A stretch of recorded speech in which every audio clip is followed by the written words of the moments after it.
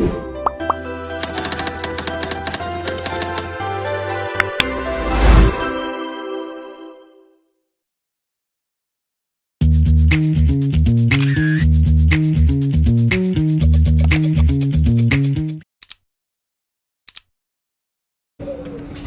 selamat pagi Bu.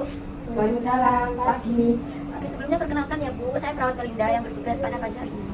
Nah, kalau boleh tahu saya bicara dengan Ibu siapa? Saya Ibu Dela. Saya Ibu Dela. Oke, Ibu Dela dan Ibu Dela ya. Baik Ibu, bagaimana Bu kabarnya hari ini? Alhamdulillah. Alhamdulillah ya Bu. Baik Ibu, kalau boleh tahu apakah ada yang bisa dibantu hari ini? Jadi gini Bu, saya datang sama teman saya ini karena ingin menggunakan KB, tapi kami ini masih bingung mau pakai KB yang mana. Iya Bu, kami ini mendapat informasi dari tetangga dan media sosial, tapi beda-beda, jadi kami takut salah milih. Oke baik, jadi Ibu Dela dan Ibu Dila masih bingung ya mau milih KB apa. Sebelumnya Ibu Dela dan Ibu Dila sudah punya anak berapa saat ini? Anak saya 2 Bu, yang pertama umur 7 tahun dan yang kedua ini masih kecil 5 bulan.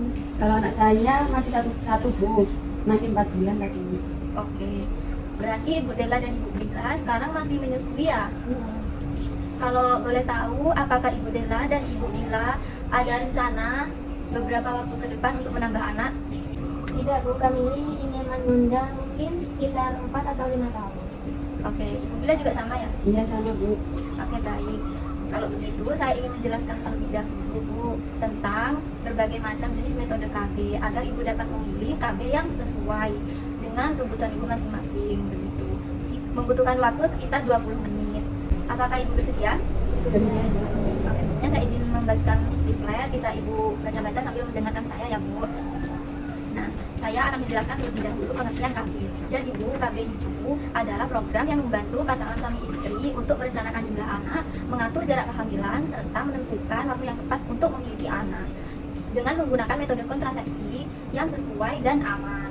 Nah, jadi Bu, KB ini bukan tidak mau atau melarang memiliki anak, melainkan agar kehamilan dapat direncanakan sehingga kesehatan ibu, bayi, dan keluarga tetap terjaga begitu. Nah, untuk tujuan KB sendiri yang pertama itu menunda kehamilan apabila belum direncanakan. Kemudian yang kedua, menjaga jarak kelahiran. Yang ketiga yaitu membatasi jumlah anak sesuai dengan keinginan keluarga. Kemudian yang keempat, menjaga kesehatan ibu, dan yang kelima, mengurangi resiko komplikasi kehamilan, dan yang keenam, mewujudkan keluarga yang sehat dan sejahtera Bu. Dan untuk manfaat KB ada 3. Yang pertama bagi ibu itu dapat memberikan waktu pemulihan setelah melahirkan, jadi kesehatan ibu tetap terjaga. Kemudian bagi anak, anak mendapatkan perhatian, kasih sayang, dan ASI secara optimal. Kemudian yang ketiga bagi keluarga ini keluarga bisa merencanakan ekonomi dengan lebih baik sehingga kebutuhan keluarga itu terpenuhi dengan lebih optimal.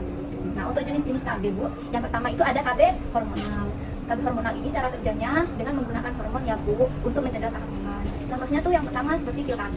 Nah, pil KB ini diminum setiap hari tentunya. Kelebihannya Bu, kelebihan dari pil KB ini seperti efektif ketika diminum secara teratur serta mudah dihentikan jika ingin hamil lagi. Nah, untuk kekurangannya, pil KB ini ribet ya Bu, harus diminum setiap hari begitu, dan jika lupa minum itu efektivitasnya bisa menurun. Nah, kemudian ada juga suntik KB. Suntik KB kan ada yang 1 bulan, ada yang 3 bulan gitu ya Bu. Nah, untuk kelebihannya suntik KB ini lebih praktis dari pil KB tadi, soalnya tidak diminum setiap hari gitu ya. Nah, dan juga sangat efektif. Untuk kekurangannya suntik KB ini yaitu siklus head dapat tidak teratur begitu Bu. Kemudian beberapa pengguna itu juga mengalami kenaikan berat badan serta membutuhkan waktu untuk memulihkan kesuburan ketika ingin hamil lagi begitu. Kemudian ada juga Bu yang namanya implan atau lebih dikenal dengan susu. Jadi susu itu dipasang alat di bawah kulit lengan sini. Nah, itu kelebihannya sangat efektif. Dapat digunakan selama 3 sampai 5 tahun serta bisa memulihkan kesuburan. Jika ingin hamil lagi itu gampang gitu. Untuk kekurangannya sendiri Bu yaitu membutuhkan pemasangan dan pelepasan oleh tenaga medis serta siklus haid itu menjadi tidak teratur juga begitu.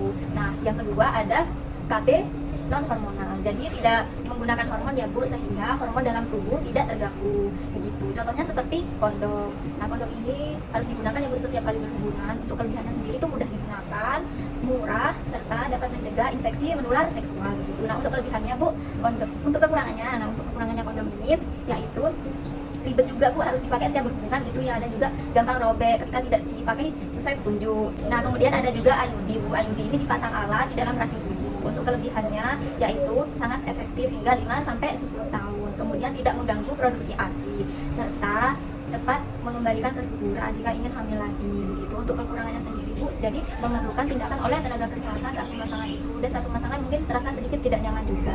Kemudian pada awal penggunaan itu haidnya itu banyak, jadi deres banget gitu ya Bu. Nah selanjutnya juga ada KB permanen. Ini biasanya digunakan pada orang yang sudah tidak ingin memiliki anak lagi, seperti kalau pada wanita itu steril, dan kalau pada pria itu vasektomi begitu Bu. Oke, sekarang saya ingin bertanya nih kepada Ibu. Jadi Ibu pernah gak mendengar informasi tentang kalau IUD ini bisa pindah ke jantung gitu? Iya, pernah. Pernah ya? Nah, jadi saya ingin meluruskan ya Bu. Jadi IUD itu tidak mungkin berpindah ke jantung karena dilakukan pemasangan oleh tenaga kesehatan, dipasang di dalam rahim Ibu. Jadi nggak akan kemana-mana, nggak akan pindah-pindah, tetap di situ aja begitu. Oke, selain itu juga ada, mungkin Ibu pernah mendengar kalau implan itu susah dilepas gitu. Iya, Ya, pernah ya. Jadi implan itu Bu juga bisa dilepas kapan saja. Jadi yang penting yang melepaskan itu tenaga kesehatan ya Bu, jangan dilepas sendiri begitu. Jadi bisa dilepas kapan saja sesuai keinginan penggunanya. Mungkin penggunanya ingin mengganti metode KB yang lain atau ingin merencanakan kehamilan kembali begitu.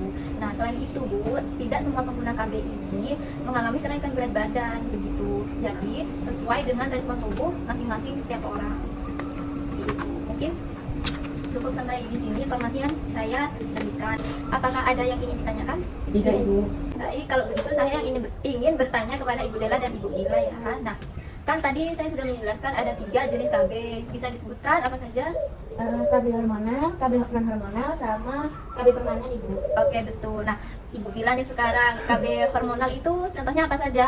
Pil KB, suntik KB, dan implan Ibu. Oke, betul. Jadi saya sudah anggap Ibu Lela dan Ibu Bila paham ya informasi yang sudah saya berikan tadi. Nah, untuk keputusan akhir itu ada pada Ibu. Jadi Ibu bisa diskusikan dulu bersama suami Ibu di rumah. Ingin memilih KB yang apa begitu. Nanti ketika Ibu sudah menentukan pilihan, kami siap membantu proses pemasangan atau jika ingin berkonsultasi lebih lanjut Bu. Jadi jangan ragu-ragu untuk datang ke sini lagi ya. Ya Ibu, terima kasih. Sama-sama Ibu. Semoga informasi yang saya sampaikan tadi bisa membantu Ibu menentukan pilihan KB yang tepat. Mungkin itu saja yang dapat saya sampaikan. Semoga bermanfaat ya Bu. Terima kasih. Assalamualaikum. Waalaikumsalam warahmatullahi wabarakatuh.